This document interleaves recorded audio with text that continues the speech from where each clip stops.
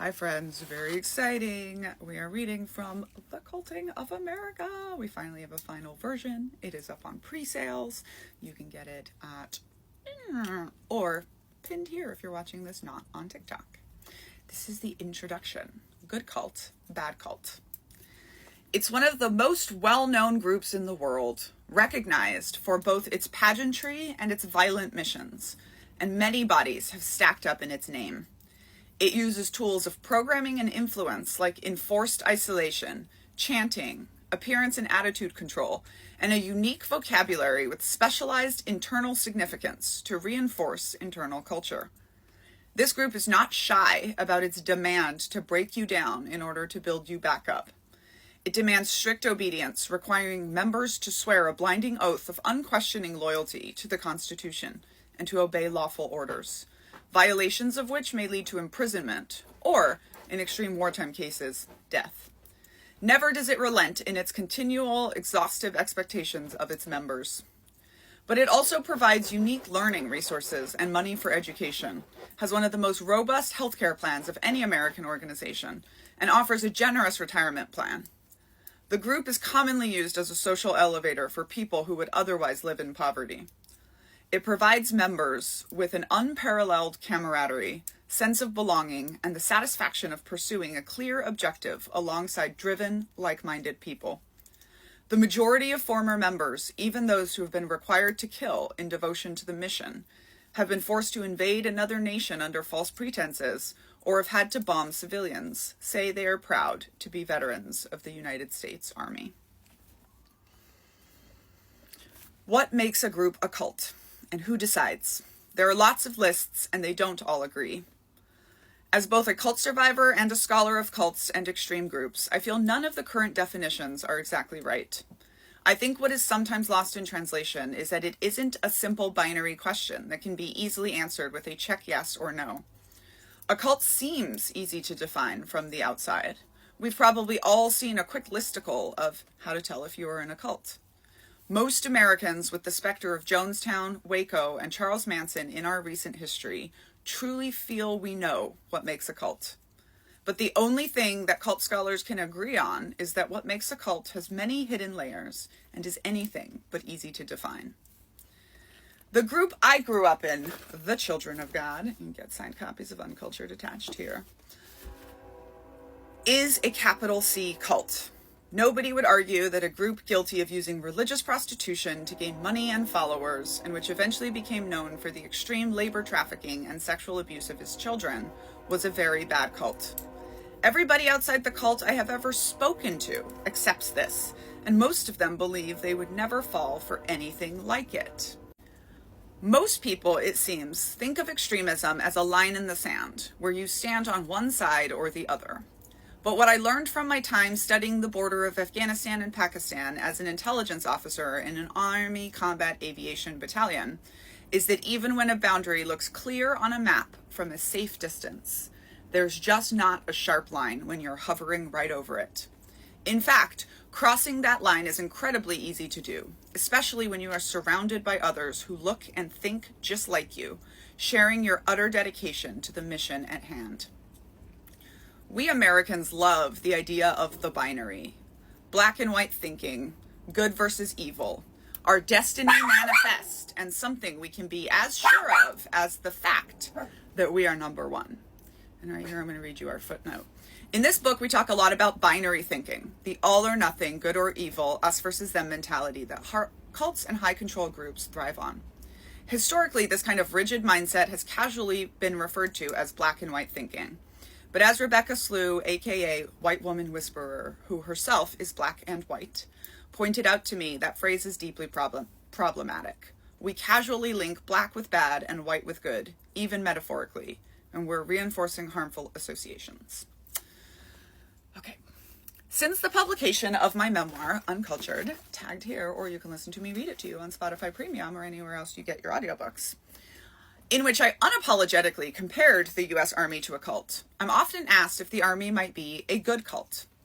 We need the idea of a good cult because we cannot bear the cognitive dissonance of admitting that one of our oldest, largest, and proudest organization, and one we all help fund with our tax dollars, might also be a high control and high demand institution where group behavior can, and does, trend toxic. If we look closely enough, we might notice that an army, while it may be beloved, is a total institution whose job is to program individuals to conduct violence on behalf of the state. We might notice, in fact, that when a military unit goes away to training or war, they are by definition going in for a cultic experience. As much as we love our binaries, we Americans also love our blinders. We turn to patriotism rather than acknowledge these parallels and apply what experts have learned about extreme groups. We don't ensure that the leaders we put at the top aren't narcissists behind all that charisma that earns them stellar evaluations. We certainly don't train soldiers on how to determine if the orders given are lawful or whether the logic is breaking down.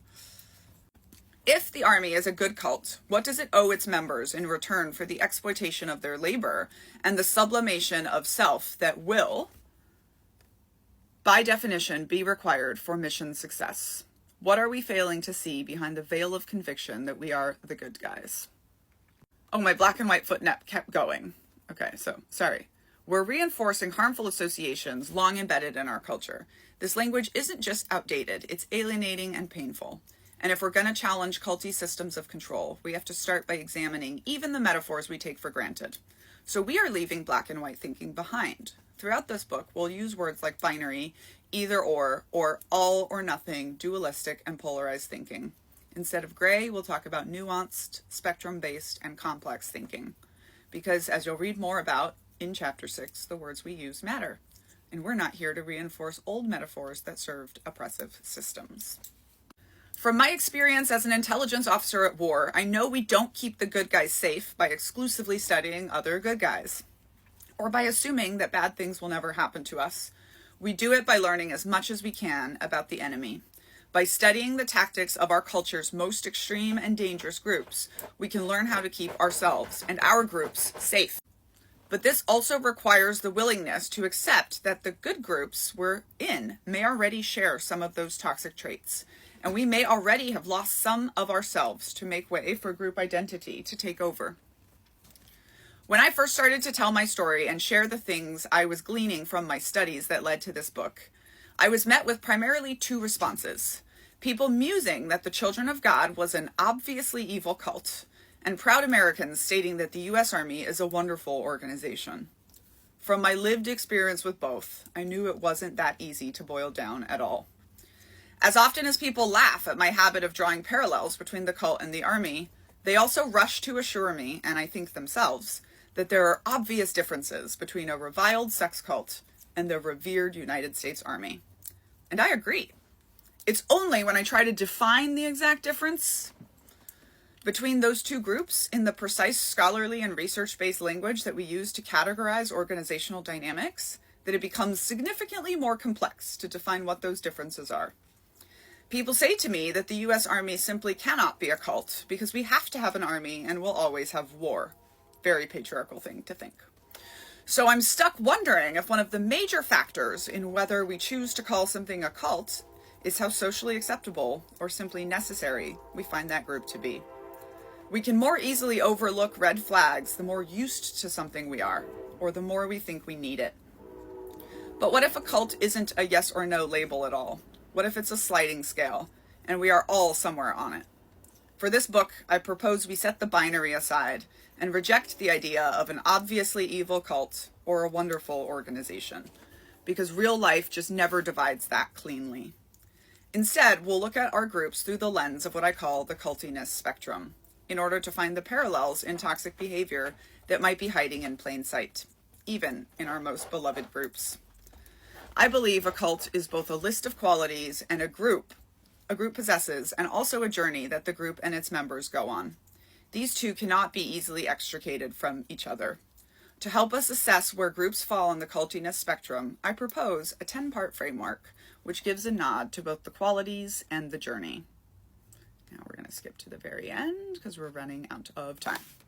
1-1 cults, single-family cults, internet cults, all important and all out there. In many ways, cults are the most American thing there is. Check out Culting of America now on presale.